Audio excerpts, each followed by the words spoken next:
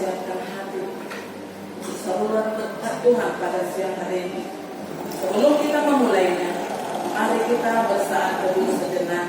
Saat teduh dimulai.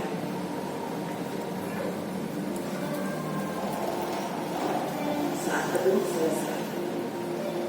Di dalam nama Allah Bapa dan Anaknya Tuhan Yesus Kristus dan nama Roh Kudus yang menciptakan langit dan bumi, kasih karunia dan damai sejahtera yang menyertai kita sekalian. Amin. Marilah kita sama-sama berdoa. Ya Yesus Kristus Tuhan kami, hadapkanlah wajah-Mu, berilah kasih karunia dan kehidupan kepada kami. Amin.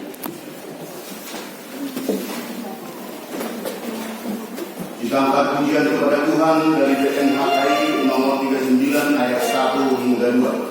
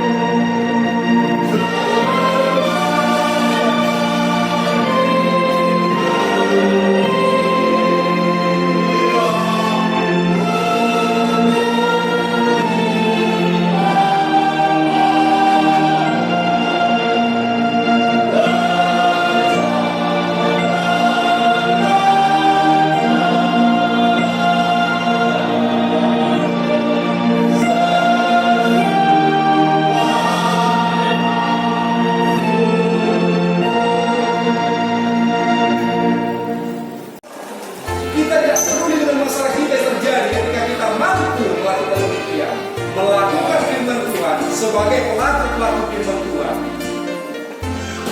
yang namanya keegoisan, yang namanya kemarahan itu akan terkikis dengan sendirinya ketika kita mampu melakukan firman Tuhan. Supaya kita berkat Tuhan mengenal kepada bangsa Israel, maka mereka harus mendengarkannya. Yang kedua, mereka harus berkomitmen. Dikatakan kalian 10 mengatakan sesungguhnya keselamatan daripada yang dekat pada orang-orang yang takut akan Dia. Komitmen kita sebagai manusia, orang yang percaya kepada Tuhan kita Yesus Kristus, orang yang telah dipilih Allah. Komitmen kita bagaimana? Nah, kita bersyukur. Apa komitmen kita? Takut akan Dia. Bukan berarti kita semena-mena dalam hidup ini. Kita harus tahu segala sumbernya dari mana. Kalau sumber dari Tuhan, kita akan lebih sayang lagi kepada kita akan lebih peduli lagi dengan apa yang dikatakan Tuhan. Kita lebih peduli lagi akan firman yang disampaikan. Boleh kita dengarkan firman Tuhan saat ini, tapi kita boleh lakukan itu dalam kehidupan kita sehari-hari. Jangan sekarang kita dengar nanti kalau itu sudah lupa apa yang disampaikan oleh pemerintah firman Tuhan. Itu tidak boleh terjadi sebenarnya amal ini. Ketika kita mendengarkan firman Tuhan, sekiranya boleh nyangkut sedikit apa yang dikatakan firman Tuhan tadi. Sekiranya boleh nyangkut sedikit. Bagaimana nyangkut sedikit, menyangkut sedikit dari firman Tuhan? Kita berserah kepada Tuhan supaya Roh Kudus itu masuk ke dalam diri kita, disertai oleh Tuhan kita Yesus Kristus melalui Roh Kudus. Itu diinginkan. Komitmen kita bagaimana abang ini Roh Kudus takut akan Dia. Itulah ada sebuah ilustrasi ketika saya masih di bangku perkuliahan. Sebuah ilustrasi begini. Ketika saya ditunjuk menjadi tim, kebetulan saya ketua OPMS di rumah rohani di kampus saya. Yang ilustrasi mungkin teringat kepada perjalanan kami melakukan kunjungan sosial ke LP2 Kota Jambi. Ketika saya ditunjuk untuk mendampingi orang-orang Kristen melakukan kunjungan sosial beribadah di LP. Yang boleh saya petik di situ ada pertanyaan sesi tanya jawab dan kesaksian seorang yang keluar masuk penjara. Seorang yang betul-betul dikatakan penjahat kakap. Dia bercerita 2-3 kali masuk penjara karena kesalahan yang sama, narkoba. Seharusnya dituntut 20 tahun, 20 tahun hukuman mati jadi 20 tahun. 20 tahun lah hukumannya, dikatakan demikian kesaksiannya. Saya berada di sini Bapak Ibu bukan karena kuat saya. Saya boleh menjalani hari-hari saya, Bapak Ibu, bukan karena kuat saya. Pertama saya mau menyesali perbuatan yang saya lakukan. Itu dikatakan gitu. Pertama sekali itu marga seorang Marga Sipai, kesaksian dia. Marga Sipai. Saya memberikan kesaksian. Tuhan izinkan aku di sini, Bapak Ibu. Kenapa Bapak katakan demikian? Tuhan izinkan aku di sini supaya aku kembali berkomitmen mengikuti jalan, supaya aku boleh memberikan kesaksian kepada teman-temanku yang ada di sini, supaya mereka tidak terjerumus ke dalam lumpur yang sama, ke dalam kebodohan yang sama, ke dalam kesalahan yang sama. Tuhan boleh izinkan aku di sini saat ini. Jadi berapa lama Bapak sudah menjalankan? Kurang lebih 10 tahun. Bagaimana Bapak menjalankan itu selama 10 tahun? Saya punya Tuhan yang menyertai saya. Ketika saya menyesali apa yang terjadi, maka hidup saya akan berantakan. Itu dikatakan. Ketika saya menyesali apa yang saya lakukan, saya kembali ke belakang, maka hidup saya tidak akan pernah berubah. Hidup saya tidak pernah sedamai ini. Bertemu orang tidak pernah sesukacita ini, seberbahagia ini. Puji Tuhan, saya mengatakan, suatu berkat luar biasa kami terima ketika rombongan datang mendengarkan suatu persaksian.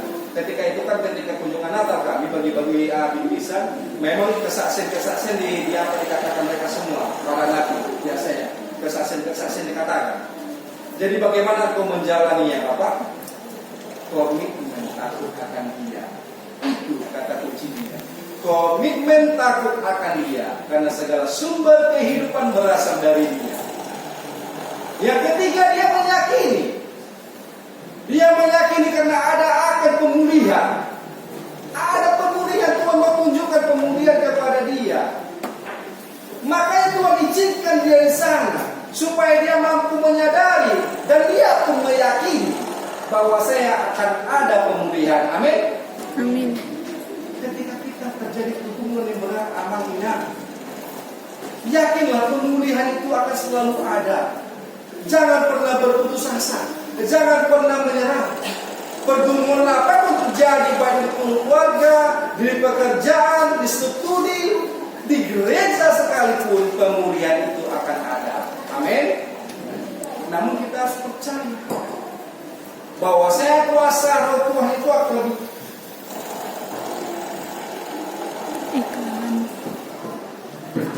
Maaf terganggu dikit. Suara berbesar, suaraku tadi selama itu berbesar. Jadi kuasa penyertaan Roh Kudus tadi lebih besar, karena kan dia berkomitmen meyakini bahwa saya akan terjadi pemulihan. Walaupun dalam waktu 20 tahun dia menjalaninya, 10 tahun itu tidak terasa bagi dia. Dia jalani, dia menjadi warga binaan. Dia tunduk pada aturan-aturan yang ada dalam lingkungan gereja tersebut sebagai warga binaan bagaimana. Dia menjadi pula di situ sebagai seorang sumber kesaksian luar biasa karena dia adalah hukuman tertinggi di sana ketika itu 20 tahun dia berjalan. Bagaimana kalau dia 20 tahun dalam perjalanannya? Tapi dia mengatakan, saya punya komitmen, saya tidak akan kembali lagi kepada kebodohan. Saya tidak akan masuk lagi ke dalam lubang yang sama. Kalau dari saya tidak mau masuk ke dalam lubang yang sama, apalagi manusia yang punya pola pikir realistis dan logika, memakai pola pikirnya tidak akan mau kembali ke lubang yang sama. Cukup sudah kejahatan-kejahatan yang kulakukan. Oleh karena itu, saya mungkin dipakai Tuhan sebagai alatnya untuk memberikan kesaksian bagaimana kejahatan saya ini boleh dilakukan, kejahatan saya boleh diampuni oleh Tuhan dengan cara seperti ini. Saya bertobat dengan sungguh-sungguh, saya melakukan kebaikan, menebar kebaikan, memberikan kebenaran firman Tuhan. Itu diinginkan oleh Tuhan kepada kita sekarang. Bagaimana bangsa Israel itu mau tersadar? Tuhan mau bentuk itu melalui Mazmur supaya mereka kembali ke jalan yang benar. Walaupun telah porak-poranda yang mereka tinggalkan, tidak ada lagi namanya tanaman subur, tidak ada lagi konten megah bersama sawah, tidak ada lagi kehidupan ekonomi yang mapan. Mereka harus kembali lagi seperti namanya Pertamina. Kembali ke nol ya Bu, Pak. Mulai dari nol ya Bu, Pak. Kembali lagi demikian. Bagaimana seorang penjahat kakak tadi hidupnya kembali dari nol. Ketika kita terpuruk dalam ekonomi kita, dihadapkan lagi kembali kepada nol ya. Kita koreksi diri. Kita koreksi diri. Sudah apa yang kulakukan? Bagaimana hubunganku dengan Tuhanku? Bagaimana hubunganku dengan keluargaku? Bagaimana hubunganku dengan kerabatku? Bagaimana hubunganku dengan yang lain-lain? Kita harus koreksi diri sendiri supaya kita mampu menyadari seperti namanya pasangan Israel tadi kembali ke Yerusalem yang janjikan, tapi telah kosong kelompok, tidak ada satupun namanya kehidupan. Mereka akan kembali lagi pada nol. Mereka akan membangun itu kembali. Namun ada satu hal yang harus dipercayai oleh kita semua abanginan dalam Kosovo. Kesetiaanlah kunci daripada itu semua. Ketika kita mampu setialah, setia sampai mati. Dan juga ngomong, semua dia itu kan juga. Setialah. Kita Bapak minta video saya 2 tuh ya. Setia sampai mati.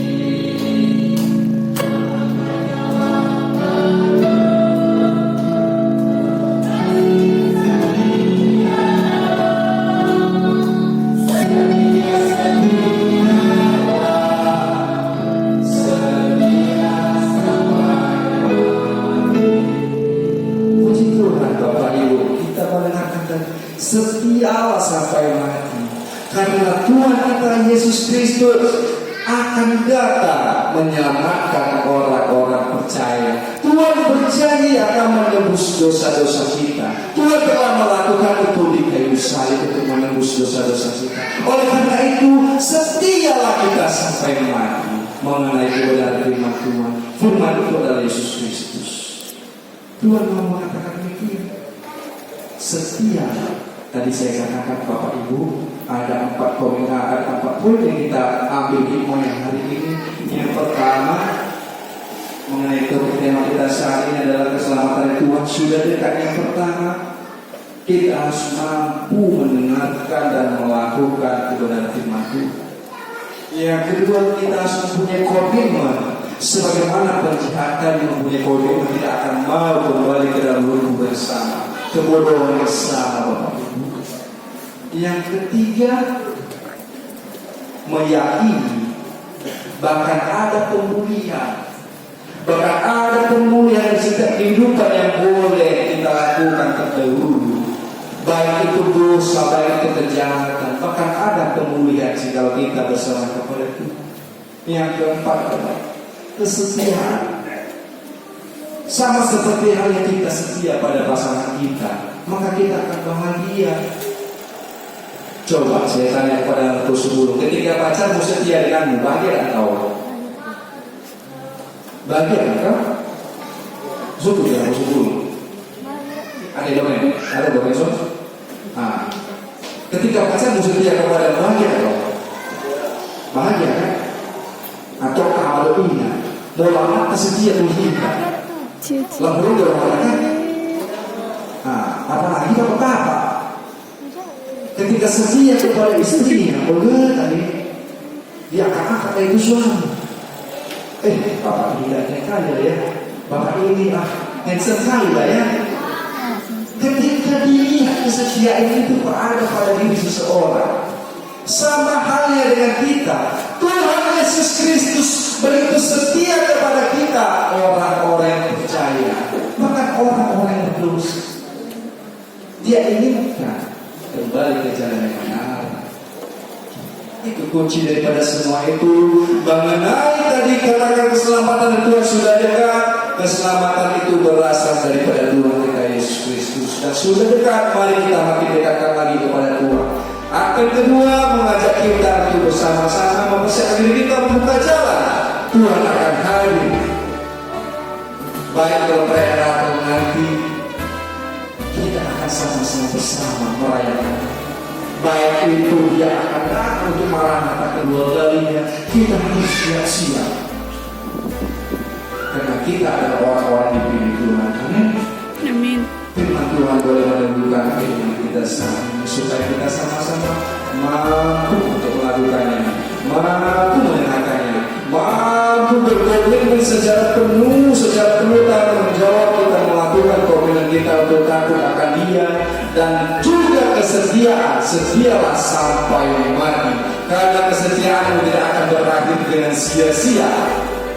Kesetiaanmu kepada Tuhan tidak akan pernah berakhir sia-sia, karena Tuhan akan tambahkan itu berlipat-lipat ganda. Engkau tidak tahu caranya, kita tidak mampu untuk mengetahui, namun Tuhan akan memberikan itu semua kepada engkau ketika engkau mampu melakukan itu semua. Bapak Ibu dan Bapak Ibu, bila kiranya firman Tuhan kita akan saksi menunjukkan kepercayaan kita dan firman kita. Mari kita nyanyikan firman-Mu. Mari kita kembali buka kata ibadah kita Minggu Advent kedua 16 November 2020, nomor 060-PI-RJ-AKI-B-12-2020. Yang pertama, jadwal ibadah kategorial dan latihan kor, vokal grup di gereja, dan evangelisasi atau pertanyaan untuk sementara waktu ditiadakan sampai batas waktu yang belum ditentukan. Statistik kehadiran jemaat pada ibadah di minggu yang lewat sudah tertera di sana.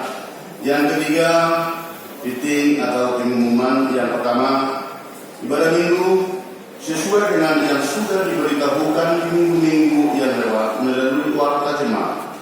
Ibadah di masa yang normal ini berdasarkan peraturan pemerintah Satgas Penanggulangan Penularan COVID-19, kita harus tetap mengikuti protokol kesehatan dan melaporkan setiap kegiatan ibadah ke Satgas COVID-19.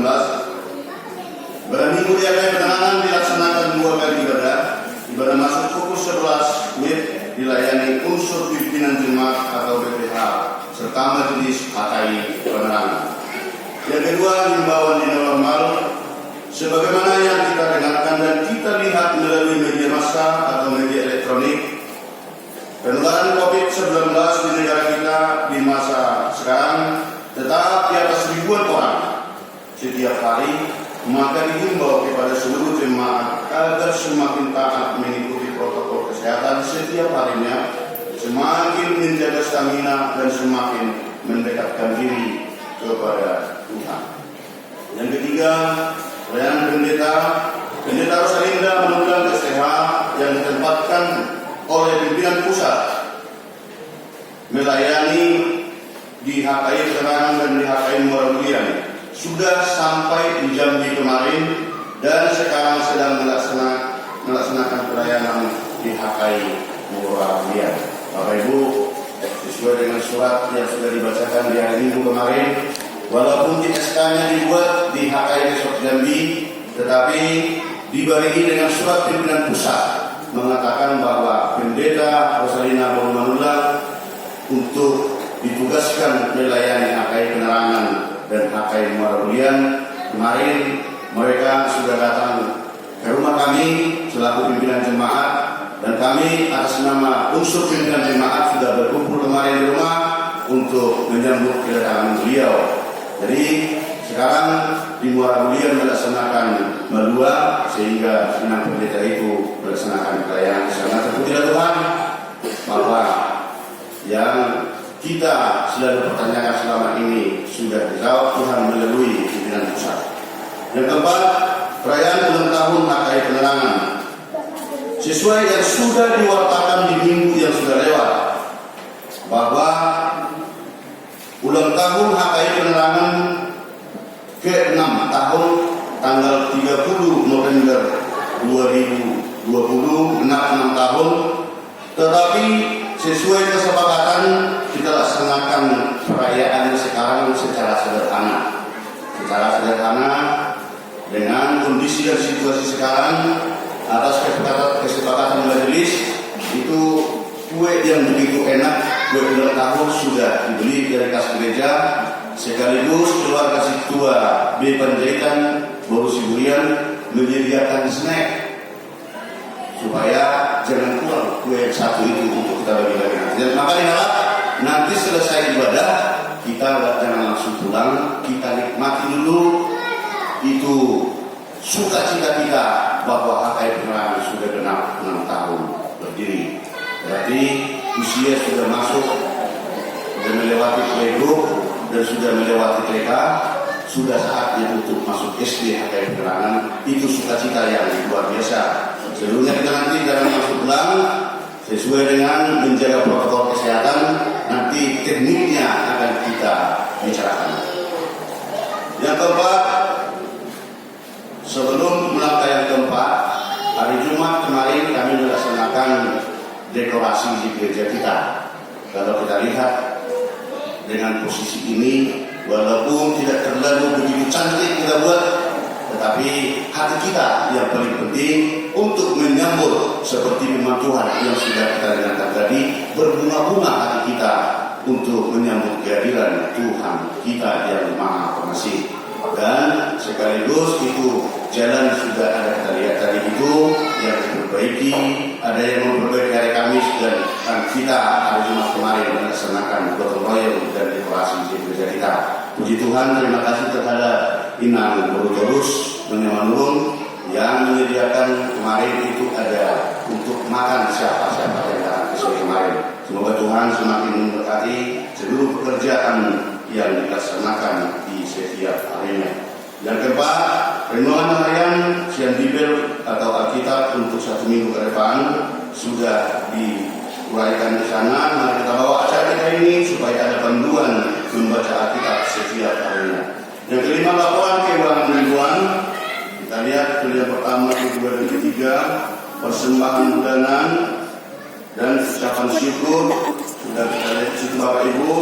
Kami ucapkan kepada seluruh yang memberikan persembahan bulanan Begitu juga ucapan syukur. Semoga Tuhan semakin menambah-nambahkan seluruh hal yang kita perjuangkan dalam kehidupan ini. Tuhan semakin memberkati seluruh pekerjaan dan yang belum bisa untuk memberikan. Semoga Tuhan semakin memberikan berkatnya agar kita semakin betul-betul mempunyai iman yang lebih mendalam. Rekapitulasi pemasukan usaha hunian kas pembangunan sudah diuraikan dengan jelas di sana Bapak Ibu. Seandainya ada salah penulisan jumlah ataupun nama, kami mohon maaf, tolong diinformasikan langsung ke story agar kita bisa perbaikan untuk hari yang akan datang. Dan yang jangan dijadikan, tetap kita buatkan di sana karena itu menyangkut dengan manajemen gereja bahwa itu dan itu uang daripada HKI. Nah, kita mendoakan bersama-sama agar tetap diserahkan kepada HKI Penerangan. Bapak Ibu, nanti kita kumandangkan Mas HKI sudah dibuat di sana. Saat kita bersukacita nanti selesai ibadah, di situ sudah ada dibuatkan teksnya. Mazmur 98 ayat 2 mengatakan, Tuhan telah memperkenalkan keselamatan yang daripadanya, telah menyatakan keadilannya di depan mata bangsa. Atas nama pimpinan besok, pimpinan jemaat, Wakadado beserta majelis jemaat HKI Penerangan mengucapkan selamat mengikuti ibadah dan memanfaatkannya, serta selamat ulang tahun bagi seluruh yang merayakan seminggu yang lewat. Semoga Tuhan Yesus tetap memberkati kita semua. Shalom dan mari kita berdoa.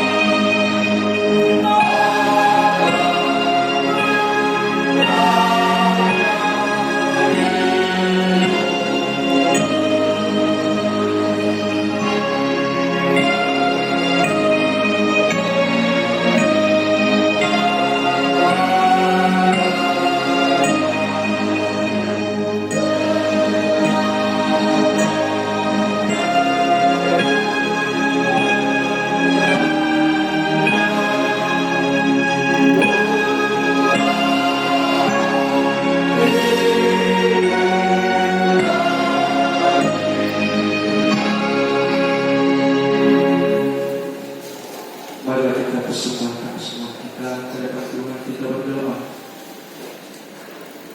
Bapa kami di surga, Engkau sungguh segala berkat dalam hidup kami.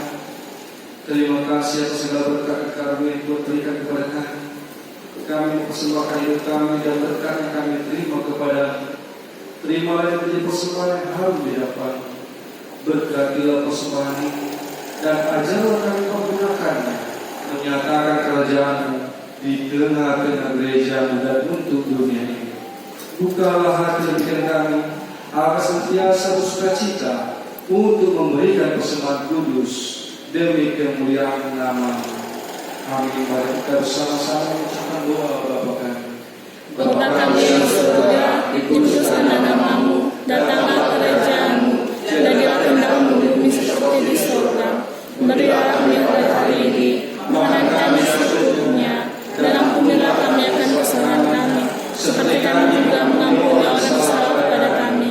Dan janganlah kami dalam pencobaan, tetapi lepaskanlah kami dari jahat. Karena Engkau yang mempunyai kerajaan dan kuasa dan kemuliaan sampai selama-lamanya. Amin. Tuhan memberkati kita dan melindungi kita. Tuhan menyertai kita dengan wajah-Nya dan memberi kita kasih karunia.